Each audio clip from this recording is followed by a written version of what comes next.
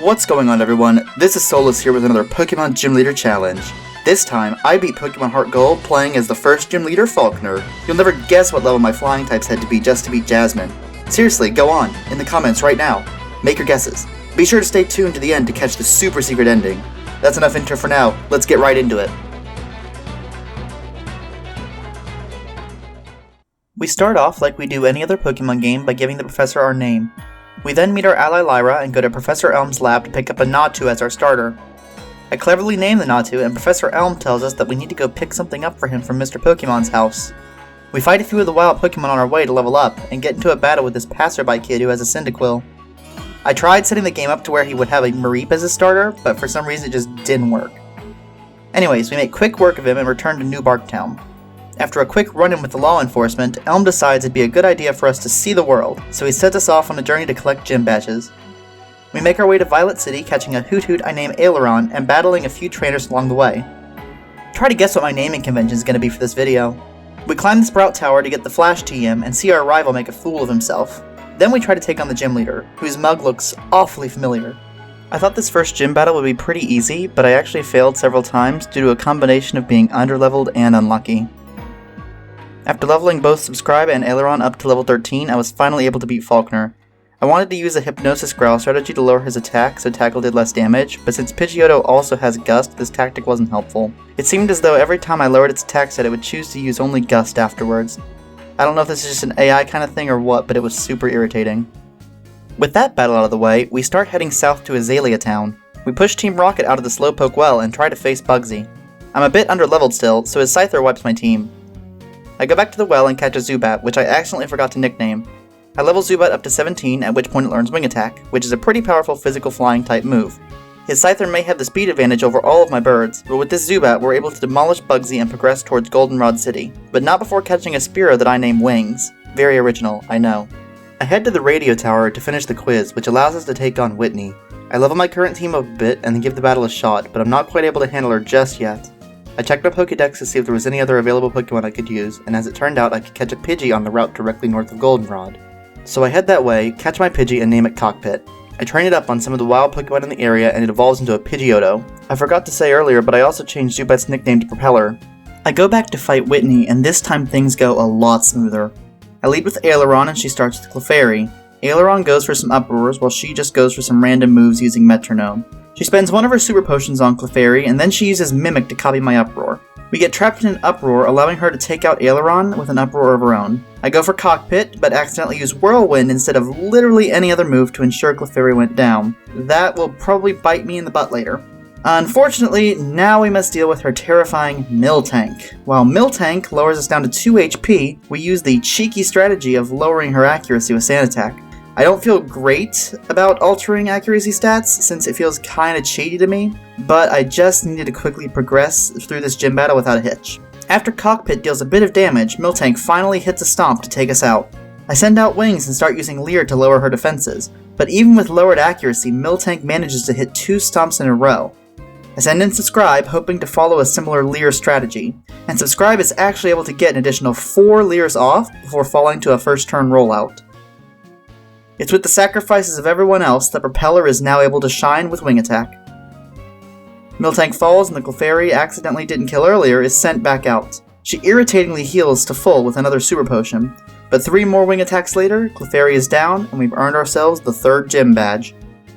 On the way to Ecruteak City, Wings evolves into a Fearow. There are a few things to do in town, so I get right to work. We take out the Rocket Grunt tormenting one of the Kimono girls. Then we go to the Burn Tower to bring Morty back to the gym and end up scaring the 3 legendary Pokemon away. This Using guy wants a word with me over Suicune, but honestly, I don't care. I learned my lesson from the last gyms about being overleveled, so this time I got everyone up to level 25 before facing Morty.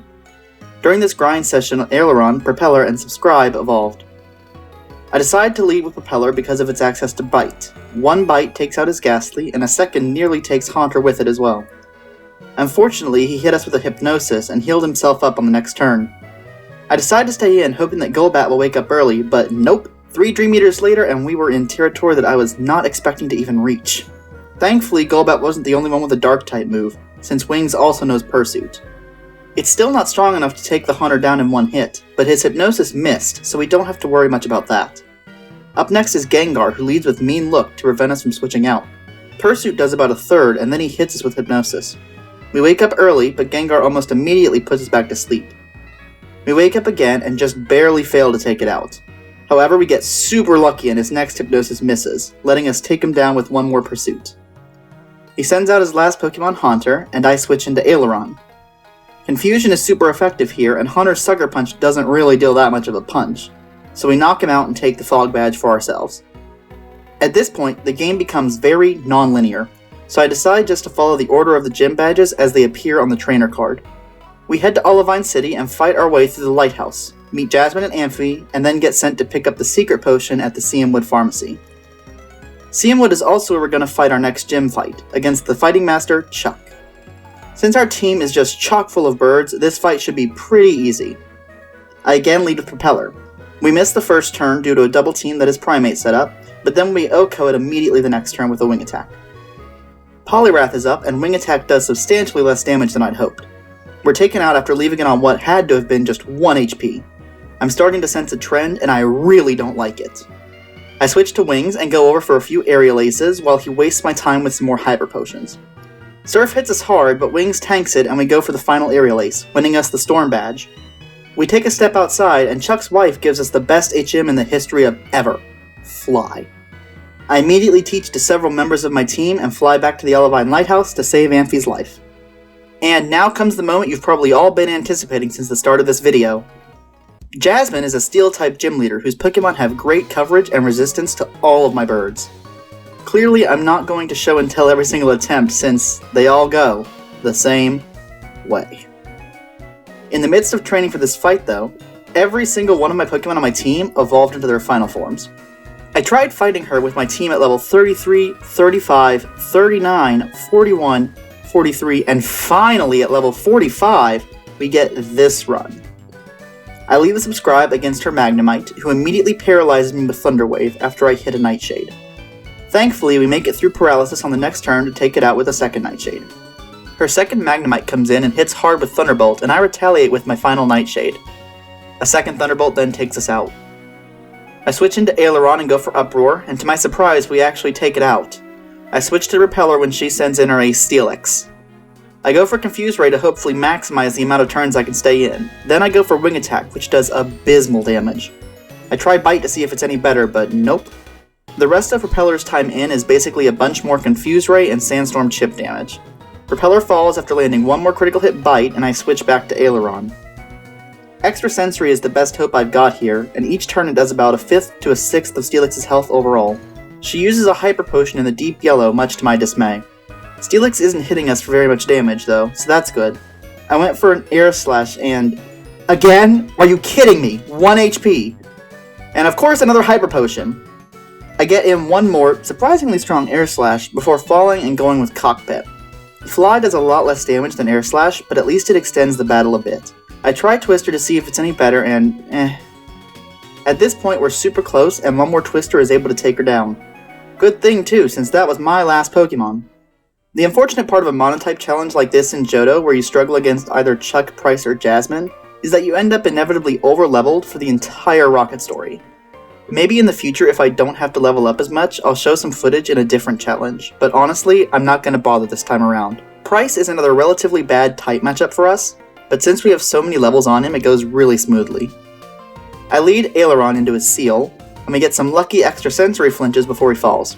Up next is Dugong, and we still just use extrasensory, but Ice Shard prevents us from flinching in this time around.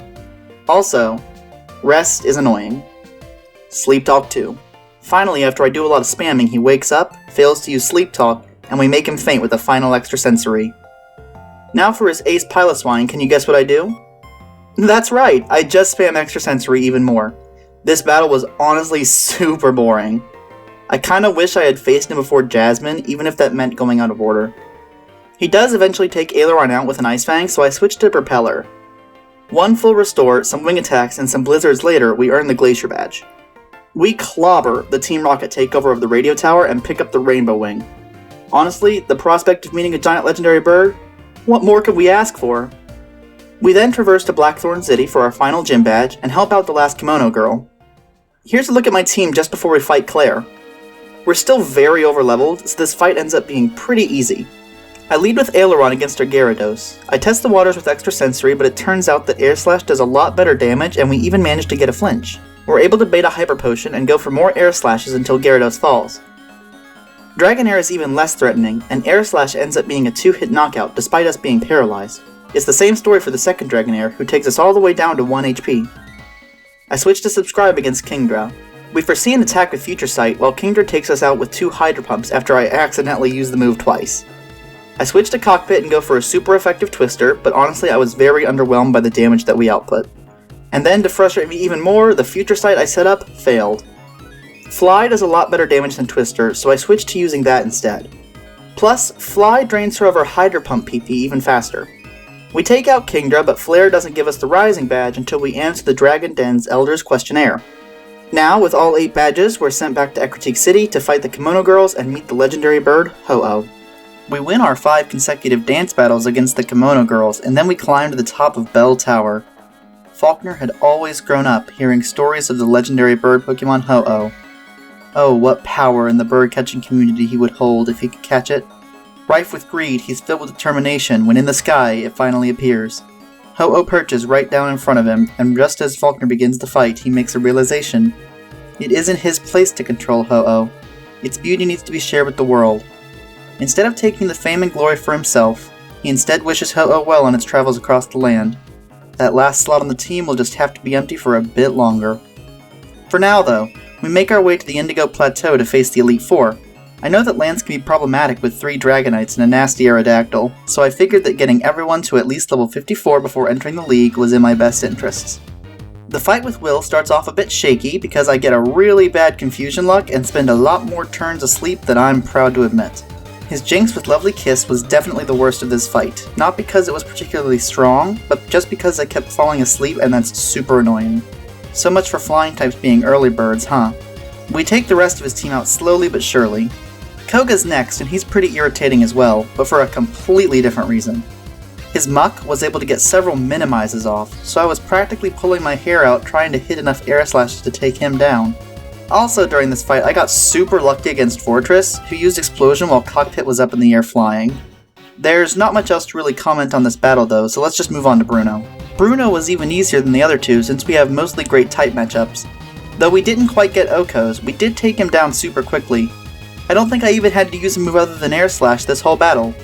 What you're seeing now is just sped up footage of the whole battle. That's right, it's so short that I can literally include all of it without giving you all motion sickness. Finally, we have to deal with Karen, who gives me problems similar to Koga. And of course it's Karen who does this, Karens give everybody problems. Her Umbreon's double team made this battle extremely annoying, but once we finally sent it flying, the rest of the battle was smooth sailing. Her Houndoom and Gengar gave us practically no trouble, and Murkrow and Vileplume were both OHKO'd by Cockpit's Fly. And now it's time to speak to her manager. Unfortunately, unlike all the other Elite Four members, Lance proved to be a trainer that my current team was unable to surmount. We were able to take out the Gyarados, however as soon as Aerodactyl was brought out, it was all over. The only Pokemon I had that could contend decently against it was Propeller, but even then we were still speed-tied. Since his Aerodactyl was as fast or faster than my whole team, we went down pretty quickly to his Rock Slides. I decided to grind up to level 65 before attempting the league again, because being at around level 56, we didn't even see a single one of his Dragonites, so this is going to be pretty bad. Even at level 65, the battle wasn't necessarily easy, but I think I also probably could have handled it at level 61 or 62 if I had just given it a shot. Anyways, he leads with Gyarados and I lead with Propeller. Air Slash is a 3-hit knockout after we get super duper lucky with flinches. We had a new trick up our sleeve this time to handle Aerodactyl. Subscribe had learned Psychic during our grind session, and we were definitely going to use that to our advantage. Psychic brings him into the deep yellow, and Subscribe tanks a Rock Slide beautifully. Lance decides to waste a full restore here, and since we're faster, he falls without being able to get another move off. Now we're face to face with the first Dragonite, and I decide to go for another Psychic attack. He misses his Dragon Rush, giving us a clean 2-hit knockout with Psychic. I want to let some other members of my team see some action, so I swap out Wings for Subscribe when the second Dragonite enters the field. Wings has a bit more difficulty, ends up getting paralyzed, and has to tank a pretty nasty Blizzard. And then, after nearly sending it flying, Lance gets his second full restore off. We're then taken down by an overkill critical hit blizzard. I bring out Propeller, who gets paralyzed and hit by a blizzard and a hyper beam as well, but we're finally able to kill the second Dragonite. I switch into Cockpit to handle the third Dragonite. Outrage hits very hard, but we're able to do decent damage with Fly and take it out with a Twister before it could ravage the remainder of our weakened team. We very nearly lost Cockpit though, seeing as she survived on only 21 HP. All we have left to beat now is Charizard, who's a cakewalk compared to everything else on Lance's team. I bring in Aileron and crush it quickly with some air slashes and an extra sensory. And with that, Falkner is now the champion of the Johto region, but anyone who's familiar with HeartGold knows there's a final challenge remaining. Before going to take on Red at the apex of Mount Silver, I catch my final Pokemon, Honchkrow, which I name Pilot. I brought my entire team up to level 90 and use a walk-through walls code to reach Red with my full team of 6 birds. None of them can learn the field moves necessary to reach him, so this was absolutely essential for us to actually fight him with our full team. We brave the bitter cold and hail of the mountaintop as we prepare to face our ultimate destiny. Our team fought bravely against the fearsome foe.